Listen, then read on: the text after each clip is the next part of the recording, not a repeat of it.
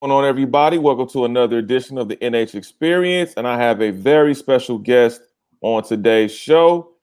She is an ambassador. She's an influencer. She has ingratiated herself in the world of sports and pop culture when it comes to fashion, when it comes to shoe culture. We know that's constantly a growing business. She is definitely a hooper. She's a basketball player for sure. You've definitely seen her out there. If you've been to any NBA or WNBA events, especially All-Star weekends, you've definitely seen her out there holding court, conducting herself in a fashion which is so amazing to see a young woman of her caliber be inspiring to young people, especially young women and young boys. You saw her also, and we'll get into that later on. She had an opportunity to interview and talk to a global icon last year. So we'll talk to her about all that and more. The one and only Kayce. What's going on, Kayce? How you doing today? I'm good. How are you? Hey, I'm doing great. I can't complain. You know, under this COVID-19 quarantine, I mean, what can you do? I know, make the best of it, right? Yeah, everybody good on your end? Yeah, everyone's good. It's just me and my dog. My parents are Okay. like super strict about the whole like quarantine thing. They're taking it pretty serious. So I can like go over and sit outside at this little table they set up, but that's it. So yeah. Okay. You got the drive by, like, Yeah, hello. pretty much. Like Got you. they literally treat me like I have the virus, which is crazy, but whatever. Yeah. But I'm better safe than sorry. Exactly. Hopefully, we'll get into this new normal relatively soon. But how have you been able to deal with the whole COVID-19 and the quarantine? Obviously, it's changed everyone's life across the globe. How have you been able to deal with that, and what has definitely changed for you? Honestly, I mean, as like an entrepreneur, someone that does like freelance work, the only thing that it's really put like a damper on is obviously like traveling. Other than that, I mean, at first it was kind of like, okay, like what am I gonna do? Like how am I gonna make the best of it? And it was kind of scary in the beginning. But I mean, like I said, most of my stuff is on social media. And so I can do that obviously anywhere remotely. So being in the house, being outside, the only downfall is like not being able to like really like have a gym to work out or whatnot. So I've been working out outside. But yeah, business wise, it's been pretty much like the same, but again, trying to figure out like how I can make multiple sources of income because a lot of like the influencer programs with companies and businesses have been discontinued till further notice because they just don't have the funds to put into it. So I have lost out on opportunities. But hopefully, once this is all over, they'll be trying to ramp up really quickly. So yeah, and I started a mask line with one of my friends in LA, and Okay. that's actually been doing really, really well. So that's been, fun to deal with. Well, that's good. I was telling a friend of mine, I said, you know what, this COVID-19 couldn't have come at a worse time because it seems like a lot of people that I've talked to, including yourself, is like we had that momentum push, and then all of a sudden this came to a screeching halt. Yeah. No, it was like, because it was like All Star happened, and then it was like for me, it was like my birthday, and like all of a sudden it was just like I was like ramping up for summer, like WNBA All Star is during the summer, and a bunch Mhm. of stuff that I do is during the summer, especially like with the good weather and stuff like that. And so it was like, yeah, like you said, everything kind of came to like a screeching halt. Like, okay, shit, like what are we gonna do? So Yeah, it definitely sucked. I mean, it's and I always do this, and I always say, my hats off to all the medical professionals that are on the front line that are dealing with this virus and trying to help people get back to normal. absolutely, My hats off to them because they're doing a phenomenal job. I don't think they get enough credit that they deserve. on that Speaking of front. speaking of credit, I mean, you are a hooper. You went to the University of Hawaii. You balled out. You were a basketball star, and then you went on to the work with the Seattle Storm in the WNBA. Now, what happened? How come you didn't play for the Seattle Storm? I got to get the story from you. I've been playing basketball since I was in first grade, and there was like a point where I was playing on four AU teams at once. Or actually four teams in general, so three AU teams, and then like, well, even during middle school I was, and then same thing with like high school. And so when I got to college, I kind of had like a bad experience my first like 3 years there, and by the time I was done, and I really didn't like Hawaii. Like people probably like, how could you not like Hawaii? But it really, really Right. had island fever, and it's not somewhere like I feel like I'm like a city girl, like going to Hawaii and having to adjust and not really being happy with basketball. Like it just it was like everything was kind of going bad. And so like once I graduated, I was like, I need a break from basketball. You know what I mean? And so it was like, even though I knew I wanted to be around basketball. So obviously the opportunity with the Storm was perfect timing. Like I was still in basketball, I just wasn't playing. And I was like, okay, I'm just gonna take a break. And then that break became like 1 year and then 2 years. And it was like, damn, I think it's too late. And so, yeah, I do regret like not like trying to play at the next level, whether it be overseas or something like that. But I mean, everything happens for a reason. So Did you lose your passion for playing basketball during the course of that time being at Hawaii in Hawaii? So I didn't lose my passion for basketball. I just didn't love the game like I used to. Like it just, Okay. my coach made me hate like being on or playing under her because I didn't hate my team. Like I loved my team. You know what I mean? Right. I loved playing with them. She made the game not fun for me anymore. And so I wouldn't say my passion, was like dying or anything like that, or it was different. It's just my love for the game changed. And Right. I was burnt out. It was like, this is what I've been working my whole life for, to play at the collegiate level, essentially, and then obviously from there, it was like, obviously I wanted to play in the WNBA, but it was like, I made it to my dream, my goal, like, I'm here on a full ride scholarship and it just wasn't everything it cracked up to be. So yeah. Well, you couldn't have come to a better basketball city in Seattle. I mean, that Seattle is truly a basketball town, despite them losing to the Seattle Sonics, but they still have the Yeah. Seattle Storm. So talk a little bit about that experience and what did you learn from that experience that helped you along? Working with the Storm or With the what? Seattle Storm. Mm-hmm. So obviously playing basketball since I was in first grade, going to work with, so actually rewind, I started off as a ball girl in Okay. my freshman year in high school for the Seattle Storm. And so that's kind of how I got my foot in the door.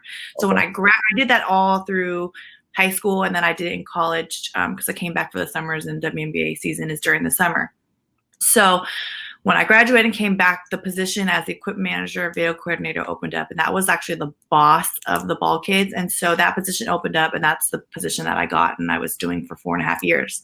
But it taught me a lot because I was so used to being on the player side of things that now I was kind of like on the coaching staff, essentially, because I worked like with operations. I worked with the coaching staff. It was like the coaching staff, the director of ops, and then it was me, and then the trainer. And that was like our core team. Like, and everyone in the WNBA does like 5 jobs, where the NBA, there's like 5 people to do 1 job. It's completely opposite the WNBA. And so I learned a lot about just the game, the politics, and obviously seeing basketball from a completely different perspective that I would have never got the experience as like a player. Mm-hmm. So, yeah, that's what I learned from it. When you saw that different experience, did it kind of grow another side as far as the hunger to be maybe on the management side or looking at the executive side as far as basketball is concerned, but still being, entrenched in it?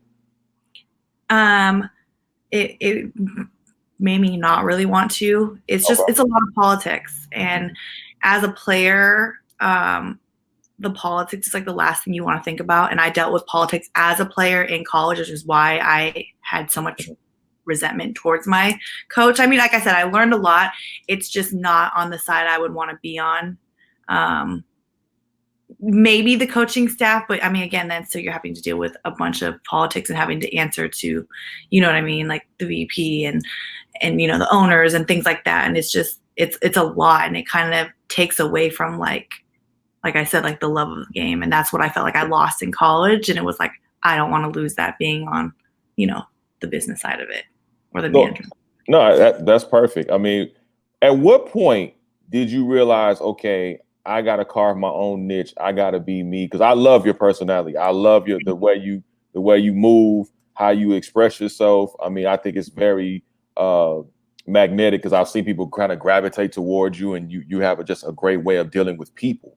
At what point did you realize, okay, this is the lane I want to go down? I want to still be a part of the NBA and WNBA, but then I want to get into fashion. Obviously, your love for shoes kicks in as well, being around athletes and what have you. So at what point did you realize this is the direction you want to go in? So I've always kind of like had like a niche for like social media, like all the way back to like MySpace days. And I've always just kind of, I don't want to say different, but I've always like kind of like been a standout, you know what I mean? Whether it be with like my hair or like my tattoos or just the way I dress and things like that. But I had my social media. It's so funny. So I had my Instagram like while I was working for the Seattle Storm, and I vividly remember, it was so funny because I grew up with like super them guys, like I said, because I was working in high school, so they pretty much like my big sisters. And I remember we were at a team, like it was the beginning of the season, we were at a team dinner, and like I said, I had my Instagram, and it wasn't obviously as big as it is now, but it was still big for like at that time. And I remember I heard like Sue whispering to, I think it was like Alicia or one of the other girls, and she was like, yeah, because she had just got on Instagram, and she was like, yeah, have you seen Kayce's Instagram? Like, yeah, she has a lot of followers. And then it became like the topic of the dinner. And then I was like so embarrassed because it was like I tried to keep my like personal life separate from like, like my work business life essentially. Right. And I'm not going to lie, at the time, the two did not mesh. And it was kind of like a conflict of interest because it was like I had my own personal brand, but I also still, because I was like coaching staff operations, I was like a representation of the Seattle Storm. Like I sat behind the bench, you know what I mean? Like people knew me. And so I had been talked to a couple of times like by the VP, like, hey, like, you can't really hang out with the girls, and it's a conflict of interest because a lot of stuff on the business side, things that the girls can't know, and just the whole trust thing. And they were kind of weary of me having such a big relationship with the girls, and then also being, like I said, on the coaching staff operations side. And so there was like, and I would post hanging out with the girls, and they see that they followed me. And so it was, like I said, it kind of put me in a tough place because it was like, these are girls that I hang out with. These are girls that I respect, that I call my friends outside of work. You know what I mean? Right. They respect me and my job, and I know how to separate the two, but it's hard for management and the owners to see that, especially as at that time, social media wasn't as big as it was. So people didn't really understand, and it wasn't being utilized as it is today, And so it was like, I turned 25, and it was like, hey, like my dad was like, you need to get your own insurance. WNBA was seasonal, so I couldn't get insurance through them. And it was just kind of like a pivoting point of like, okay, what am I going to do? I have this platform. I know that I don't want to essentially work for somebody for the rest of my life. Like I want to be my own boss. I want to be on my own schedule. I love traveling. I love, being able to do my own thing. So it's like, what can I do? How can I run with this? And that's kind of where I was just like, okay, I'm going to kind of like go out on a limb and run with it. And that's kind of where it all started. I mean, like I said, I've seen you throughout the course of different events. And like I said, I mean, just hear where you started from and where you are now is absolutely remarkable. I mean, that's a great testimony to perseverance and dedication. It's just crazy how everything like comes full circle, right? Because it's like at one point, like my social media was essentially like looked down upon by like, I don't want to say necessarily like the WNBA, but it was like, like, hey, like you gotta dumb your social media down because like, like you're a representation of war. Just be careful what you post. You know what I mean? And I don't like to walk on eggshells with anything just because I feel like I'm such an open book. And, it was like a thing of like, okay, but this is my job, so let me respect it. You know what I mean? And so now, like I said, it's crazy how things come full circle because now it's like I'm being asked to utilize my platform to promote the WNBA, the NBA, to be a representation of them as I am on social media. You know what I mean? Like everything that I am on social media, they want to utilize that, and they now are embracing it, which to me is very, I don't even know the word, but it's just really, I don't even know the word, but it's kind of satisfying to be like, okay, I've been able to be me through the whole thing, and I'm still able to be myself, and they want me to be me and still be a representation of the WNBA. So I never let that go. You know what I mean? I could have easily been like, okay, like I'm just going to throw my social media away and stick business. But instead I was like, I'm going to just continue to be me. I'm going to do me. I'm going to separate myself from the WNBA. And then, somehow I got right back to it. So. No, that's awesome. So I know you were working with WNBA Kayce, working with Bleacher Report as well. How did those opportunities come about post, working with the Seattle Storm and you kind of finding your own identity and developing your brand? Yeah, so I really actually got pulled back into like the WNBA scene. It was right before the Seattle Storm and the Sonics played in the Key Arena, but the Key Arena is being remodeled right now. And so the last game actually played in the Key Arena was the Sacramento Kings and Golden State came up here and played a preseason game. I think it was like 2 years ago. Sure. And around that time, because I mean, obviously, I still had great relationships with, and that's what I want to stress to a lot of people is making sure you maintain relationships and network.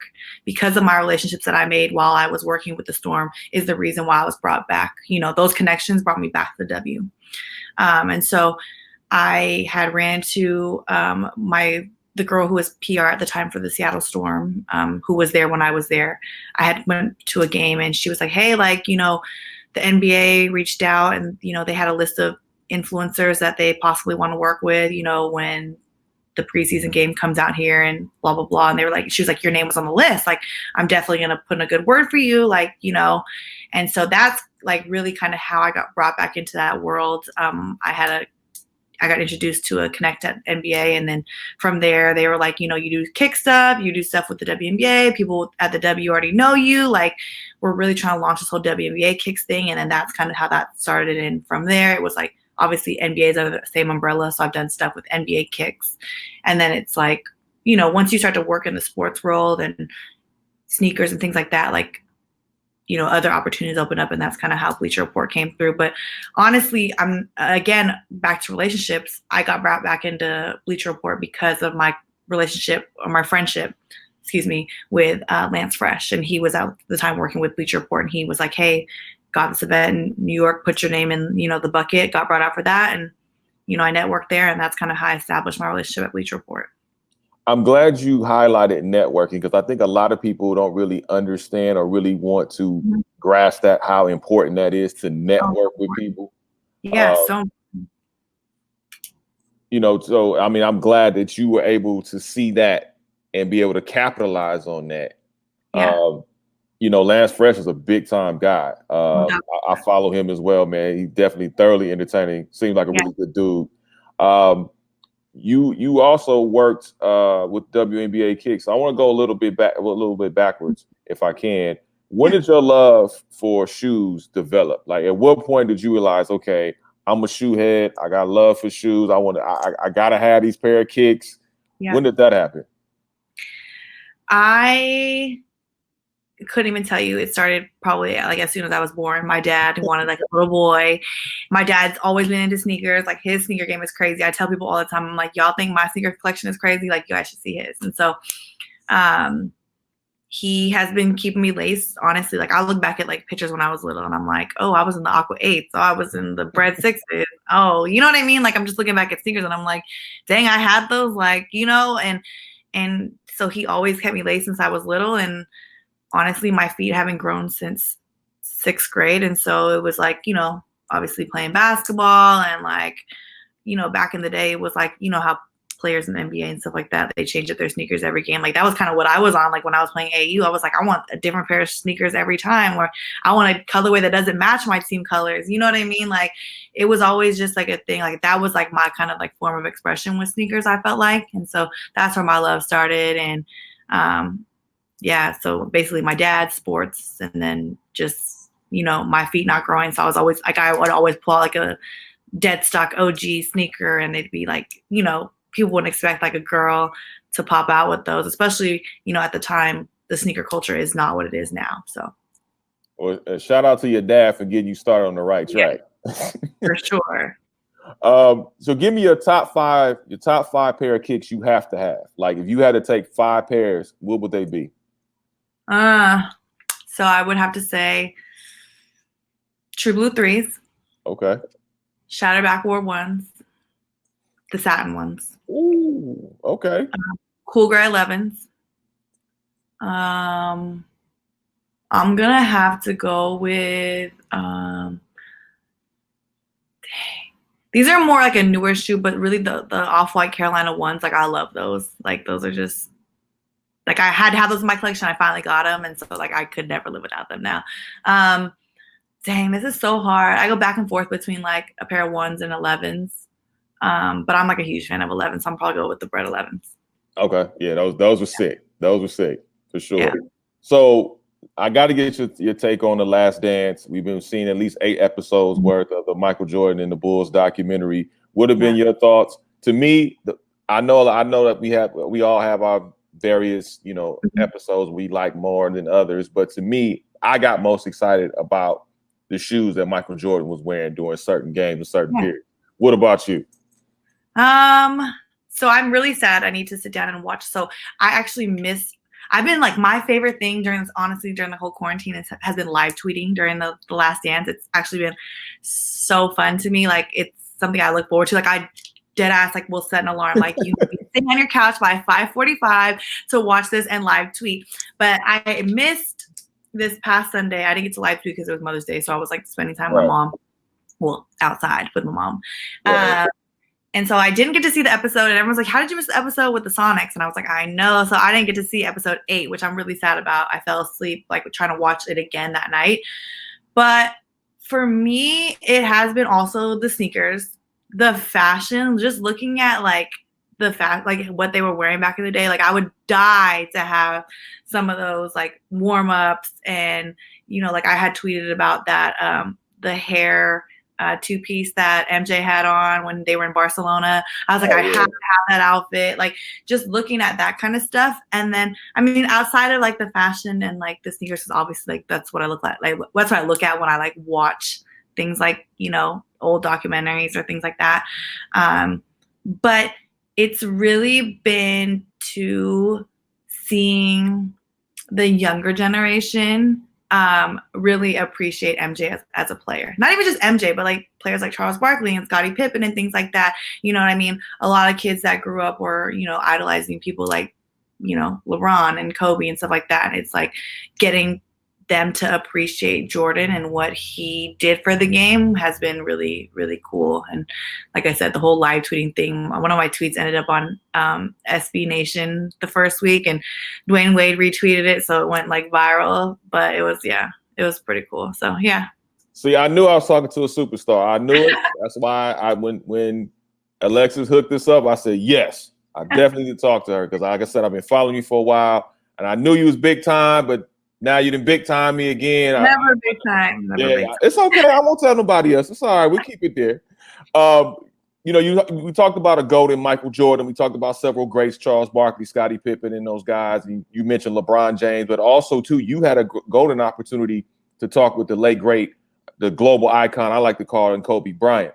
Yeah. Can you talk a little bit about that experience for you, and what did you get from Kobe just with that experience and that interaction? So the experience in itself happened so fast. It was surreal. It didn't even really hit me until I posted on social media and everyone was like, yo, you just interviewed Kobe. Because I'm not gonna lie. So I grew up in like the era of like, I was like a diehard AI fan. Like, I grew up watching Jordan, you know what I mean? I'm a little bit older than what people know. So I obviously respected Kobe's game 1000%. I just wasn't like a huge fan, like, as much as other people were. And so, like I said, a fan of his game, obviously respect Kobe, love Kobe. I just wasn't that diehard fan like I was like an AI fan. You know what I mean? Like, that's the diehard fan I was for. So 1000% respected him. And then WNBA All-Star Weekend, it was the day of the game, so it was Sunday. And I remember they were like, I had just got to the gym for my call time, and they were like, you're going to be interviewing players, anybody that's sitting on the sideline that has like some dope kicks on, like you can interview them. Like, there's going to be a bunch of celebrities here. We can get them on camera. So I'm like, cool. Had no idea Kobe was going to be there. Obviously, I dreamed of meeting players like Kobe and like LeBron and things like that. Of course. But I've never really been like starstruck because I've worked around athletes so much. And I was taught at a young age, being a ball girl, like, you can't be a fan. You're here for work and you have to respect them. And so getting to know, and I mean, being a player too, it's like, you know what I mean? You know that you, like, when you're in a work setting or things like that, you don't want to be bothered. And so, like I said, I showed up Sunday. They were like, hey, Kobe's here. We got to get an interview. 2 questions, in and out. We're about to ask him right now. I had no time to think. Like, I didn't even know what questions I was going to ask him. They said I got 2 questions. I'm like, damn, these are probably the most important questions I will ever get to ask anybody. What the hell are you going to ask? And so they're like, keep it really simple. Like, we don't want to bother him. He's with his daughter. Like, get in and out. Like, I had literally I was in the bathroom with Gigi. And so I was out there. They were like, okay, ready? Like, we're going. And it literally happened just like that. And so we got out there. He was super humble. He was so nice, welcoming. Like, I was scared because I'm like, a player of this caliber, like a person of this caliber, like, I don't want to bother him already. He's with his daughter, you know, like, I hope he's like nice, you know. And I'm always kind of weary of how people are going to be in real life. And I mean, even the people like that were like filming for us, they were like, I was kind of scared. Like, I thought he was going to be like, you know, stuck up or like not welcoming or not want to do it. But he was so nice. Got in there, asked my 2 questions.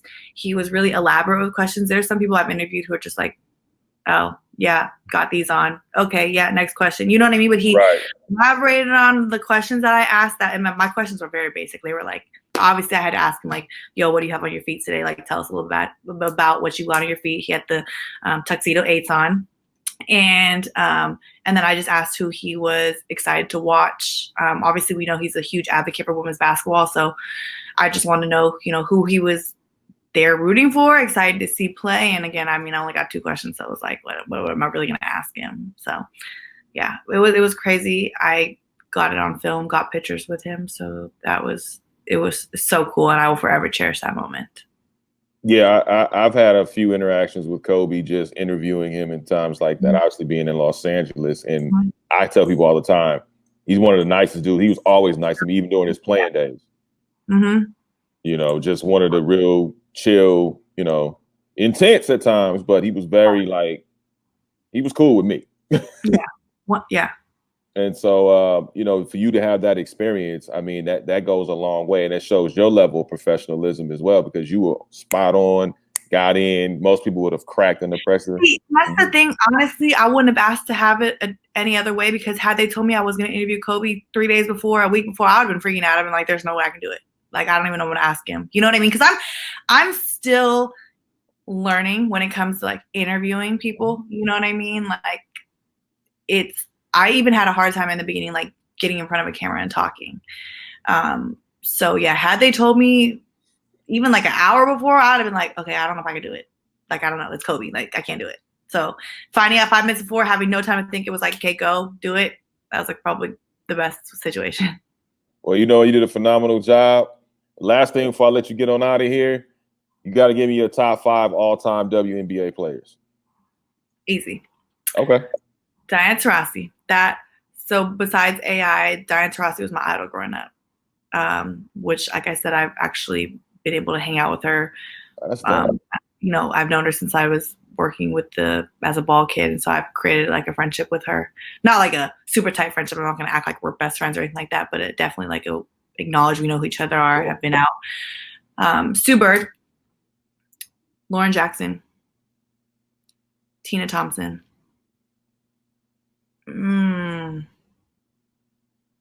Who's number 5? Oh, there's so many players. Like, honestly, it would either be between Lindsay Whalen, okay, or Cynthia Cooper. I really like Cynthia. Ooh, yeah. I was like a huge Cynthia Cooper fan growing up. Like, I had her shoes and everything. Like, yeah, she was a beast. Yeah, she was dope. For sure. Yeah.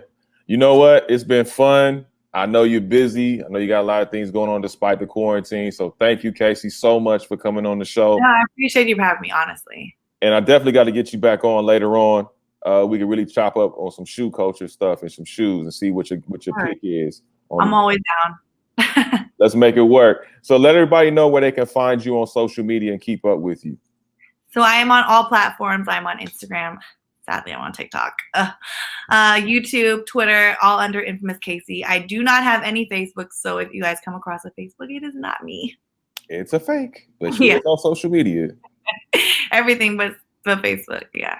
All right. Well, thank you so much, Kayce. I really appreciate you. The one and only Kayce K. Y'all keep up with her.